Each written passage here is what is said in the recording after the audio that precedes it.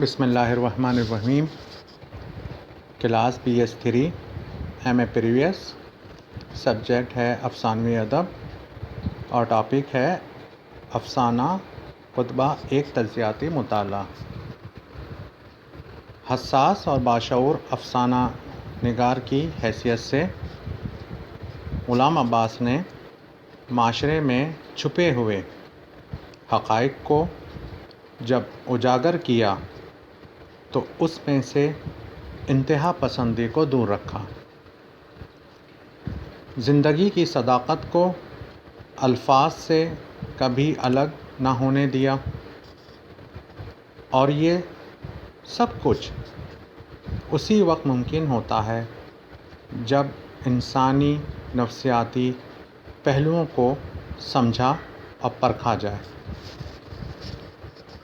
زندگی میں زمان و مکان کے اثرات اور پھر ان اثرات کی جزیات جس طرح زندگی کا رخ تبدیل کرتی رہتی ہیں، اس کا احساس غلام عباس کو تھا۔ انسان کی داخلی و خارجی دنیا جس طرح دباؤ کا شکار ہو گئی ہے، اس افسانے میں ایک حساس کردار زندگی کے مختلف تجربات سے گزرتا ہے۔ یہ افسانہ اجتماعی طور پر اس احساس کو اجاگر کرتا ہے جسے ہم زندگی کا نام دیتے ہیں۔ اب شریف حسین کو ملازم ہوئے پورے 20 سال گزر چکے تھے۔ اس کے سر کے بال نصف سے زیادہ سفید ہو چکے تھے اور پیٹھ میں گدی سے ذرا نیچے خم آ گیا تھا۔ اب بھی کبھی کبھی اس کے دماغ میں خوشحالی و فارغ البالی کے خیالات چکر لگاتے، مگر اب اس کی کیفیت کا ایک تسلسل ہے کہ پیروں ٹوٹنے کا نام ہی نہیں لیتا۔ اب اکثر اوقات ایک آہ دم بھر میں ان تصورات کو اڑا لے جاتی، اور پھر بیٹی کی شادی، لڑکوں کی تعلیم، اس کے بڑھتے ہوئے اخراجات، پھر ساتھ ہی ساتھ ان کے لیے نوکریوں کی تلاش۔ یہ ایسی فکریں نہ تھیں کہ پل بھر کو بھی اس خیال کو کسی اور طرف بھٹکنے دیتی۔ یہ کہانی صرف شریف حسین کی نہیں ہے، بلکہ ہمارے معاشرے میں پائے جانے والے ہر اس کردار کی کہانی ہے جو اپنی آنکھوں میں ان چھوٹی چھوٹی خواہشوں کو رکھتا ہے، لیکن سماج میں پائے جانے والے عناصر اسے ساری عمر آسودگی اور تشنہ آرزوؤں کی تکمیل کا سوچتے سوچتے عمر گزر جاتی ہے۔ غربت کی حامل ایک ایسی خواہش جہاں کی تکمیل ممکن ہی نہیں۔ شریف حسین کی زندگی کی سب سے بڑی خواہش اپنا ایک ذاتی گھر ہوتا ہے، اسی لیے وہ سنگ مرمر کا ایک ٹکڑا اس امید پر خرید کر لاتا ہے کہ اس پر اپنا نام کندہ کروا کر اسے گھر کے گیٹ پر نصب کرے گا۔ اس کہانی میں چھپی ہوئی معاشرتی کسوٹ کو غلام عباس نے اسے امید کا نام دیا۔ انسان کا ذہن کس طرح کسی خیال کے ماتحت آ جاتا ہے، اس کی عکاسی بھرپور طریقے سے کی گئی ہے۔ ایک اقتباس ہے اس افسانے سے: جب تک اس کی بیوی بچے نہیں آئے، وہ اپنے خیالوں ہی میں مگن رہا، نہ دوستوں سے ملتا، نہ کھیل تماشوں میں حصہ لیتا۔ رات کو جلد ہی ہوٹل سے کھانا کھا کر گھر آ جاتا اور سونے سے پہلے گھنٹوں عجیب عجیب خیالی دنیا میں رہتا، مگر ان کے آنے کی دیر تھی کہ نہ تو وہ فراغت ہی رہی اور نہ وہ سکون ہی ملا۔ ایک بار پھر گرہستی کی فکروں نے اسے ایسا گھیر لیا کہ مستقبل کی یہ سہانی تصویریں رفتہ رفتہ دھندلی پڑ گئیں۔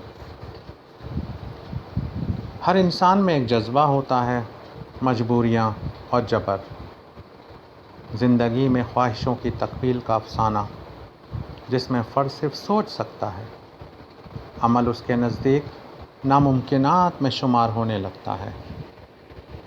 مسلسل محنت اور معاشرے کی بے حسی، لیکن آخر کار محنت پر بے حسی غلبہ پا لیتی ہے۔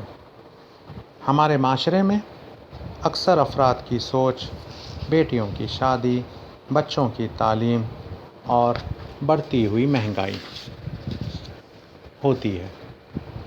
ان حالات میں اگر اپنی محنت اکارت جاتی ہوئی نظر آئے تو اس شخص کے دل کا کیا حال ہو سکتا ہے جس نے اپنے دل میں صرف ایک چھوٹی سی خواہش پالی اور اسے بھی پورا کرنا ممکن نہ ہو سکے۔ ایسے افراد کے دل میں کون سی سوچ سمجھ لے گی، اس کی عکاسی اس افسانے میں کی گئی ہے۔ ایک اقتباس ہے، اس کے بعد جو دن گزرے وہ اس کے لیے بڑی مایوسی اور افسردگی کے تھے۔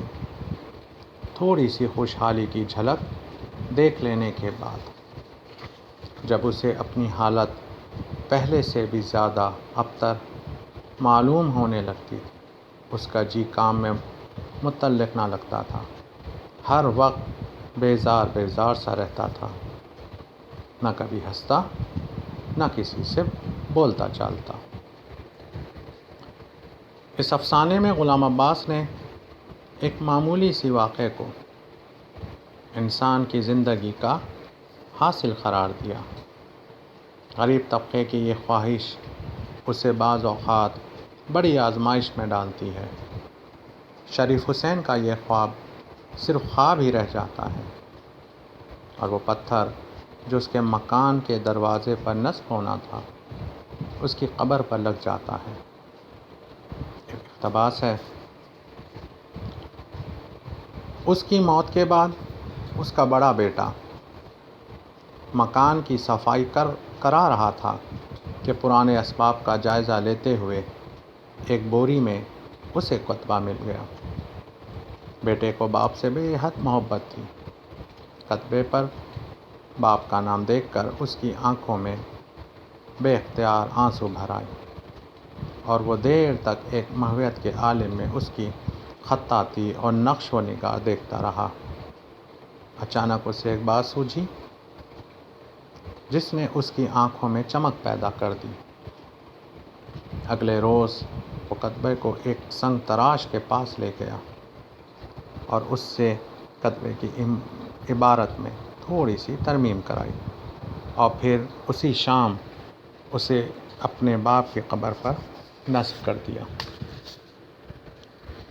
غلام عباس نے اس افسانے میں شریف حسین کی زندگی کے نشیب و فراز کو جس طرح اس کی ایک خواہش سے جوڑا ہے اور اس کے ساتھ جذبات و احساسات جو اکثر شریف حسین کے اندر منفی رخ اختیار کر جاتے تھے، اس کو ایک ایسا تکلیف دہ عمل قرار دیا جو آج بھی ہمارے ہاں کسی نہ کسی شکل میں موجود ہے۔